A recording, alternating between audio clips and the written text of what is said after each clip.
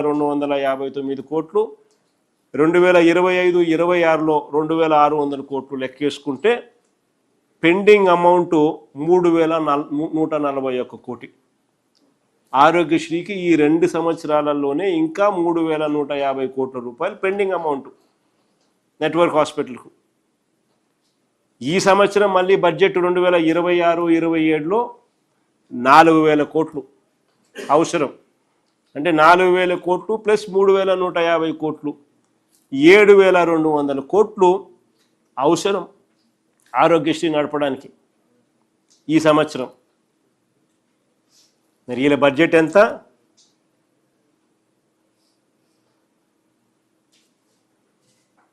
వీళ్ళ బడ్జెట్ ఎంత? 4000 ప్రతిసారి పెడుతున్నారా? ఖర్చు చేసేసరికి ఆ సంవత్సరము 2200 2300 దాటడం. సో ఇంకా వీళ్ళ లెక్క ప్రకారం ఆరోగ్యశ్రీ బతకాలనా లేదా, పేదవాడు బతకాలనా లేదా అనేది ఇంకా ప్రజలే అర్థం చేసుకోవాల్సిన పరిస్థితి. ఉద్యోగులకు మెరుగైన పిఆర్సీ అన్నారు. అధికారంలోకి రాగానే ఆ మేనిఫెస్టో చూపించుమా. ఉద్యోగులకు సంబంధించి అధికారంలోకి రాగానే అయ్యారన్నారు. ఉద్యోగులకు మెరుగైన పిఆర్సీ అన్నారు. 3 బడ్జెట్లు పెట్టినారు. ఇంతవరకు కనీసం 1 పైసా జీతాలు పెరగల.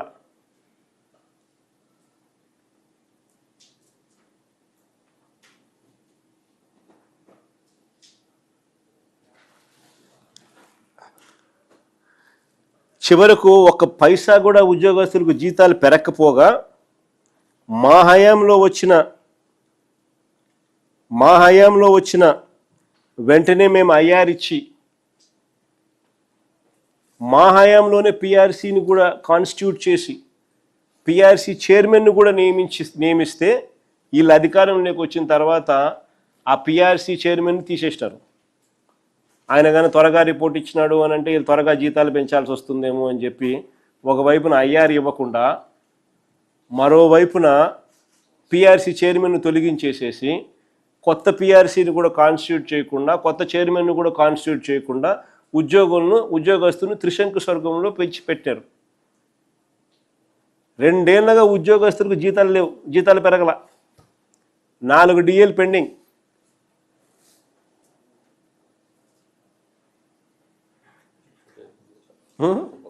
నాలుగు డిఏలు పెండింగ్, ఐఆర్ లేదు, పిఆర్సీ లేదు. ఉద్యోగస్తులకు జీతాలు పెరగల 2 ఏళ్ల నుంచి. మళ్ళీ 1వ తారీఖు నుంచి జీతం అని చెప్పినారు. అది ఇచ్చినారా అంటే అదిలే, 1 నెల ఇచ్చినారు. అదిలే. ఉద్యోగులకు ఇవ్వాల్సిన 4 డిఏలు పెండింగ్, పిఆర్సీ బకాయిలు, GPF, APGLI, medical reimbursement, retirement benefits, surrender leave, వీటి కింద దాదాపు 35,000 కోట్ల రూపాయలు బకాయిలు.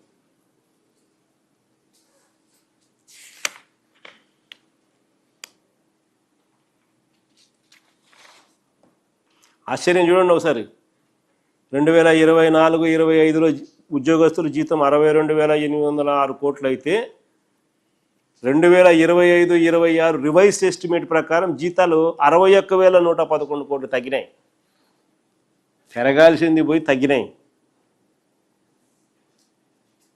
కొద్ది గొప్ప కొంతమంది రిటైర్ అయి ఉంటారు కదా, పెరగాల్సింది పోయి తగ్గడం. ఎక్కడ కూడా జీతాలు చూడండి పెరగాల్సింది ఎక్కడ. హౌస్ రెంట్ అలవెన్స్ 2024-25 4,614, ఇప్పుడు 25-26లో 4,600 crores. Medical reimbursement 124 crores, 121 crores. Allowances earned leaves LTC over time allowance 2024 2,415, 1,316. ఇప్పుడు బేసిక్ పే ఇంతకుముందు 35,671, ఇప్పుడు బేసిక్ పే 35,345. ఓవరాల్ చూస్తే 24-25లో 62,062,806 కోట్లు, 25-26లో 61,111 కోట్లు. పెరగాల్సింది పోయి ఐఆర్ లేదు, పిఆర్సి లేదు, డిఏ లేవు. బకాయిలు 35,000 పైసలకు బకాయిలు.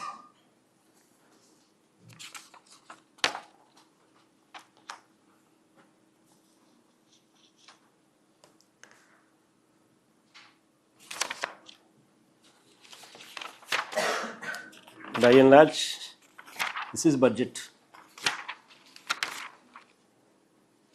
చంద్రబాబు నాయుడు గారి పుణ్యాన బడ్జెట్ పరిస్థితి ఎలా ఉంది అని అంటే, ఇంత అబద్ధాలుగా, ఇంత మోసాలుగా ఈ స్థాయిలో బడ్జెట్ అనేది కనిపిస్తూ ఉంది.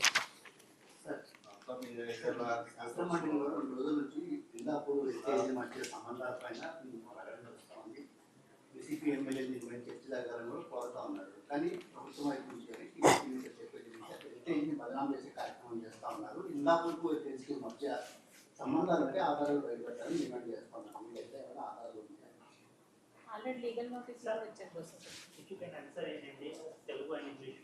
So everybody wants about Indapur.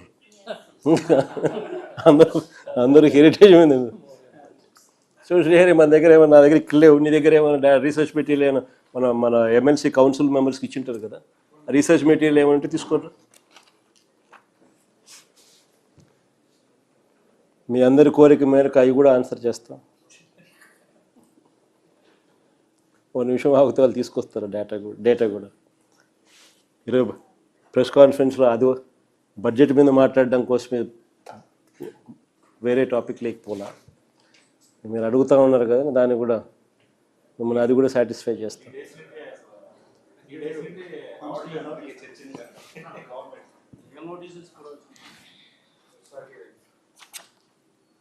మీ దగ్గర కంప్యూటర్లో కూడా దాన్ని అప్లోడ్ చేసే కార్యక్రమం కూడా చూసుకోండి ఒకసారి, ఎందుకంటే ఆడ ప్రజెంటేషన్ చూపించచ్చు.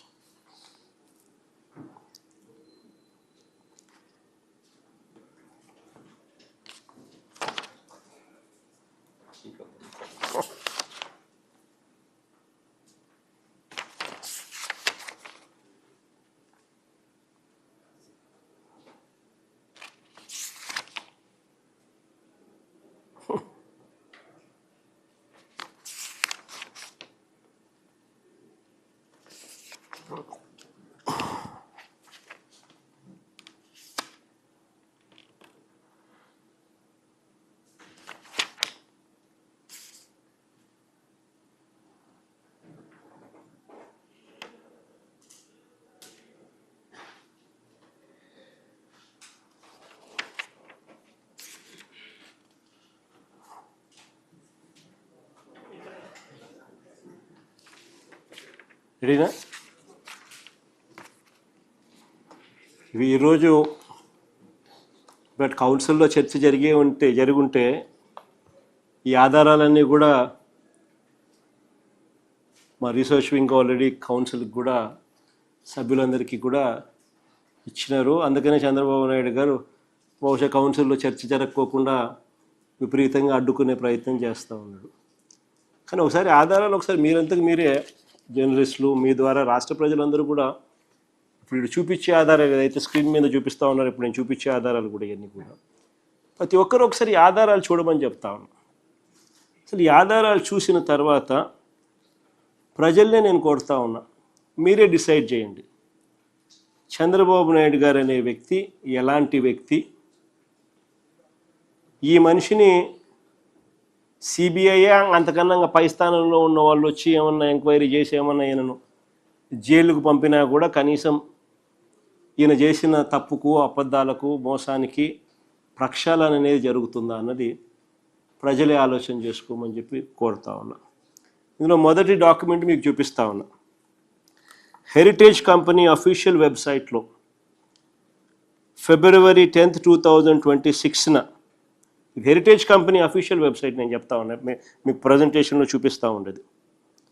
February 10th, 2026న మ్యానుఫ్యాక్చరింగ్ యూనిట్గా ఇందాపూర్ డైరీని మ్యానుఫ్యాక్చరింగ్ యూనిట్గా డిక్లేర్ చేస్తూ, this is a document, official website of Heritage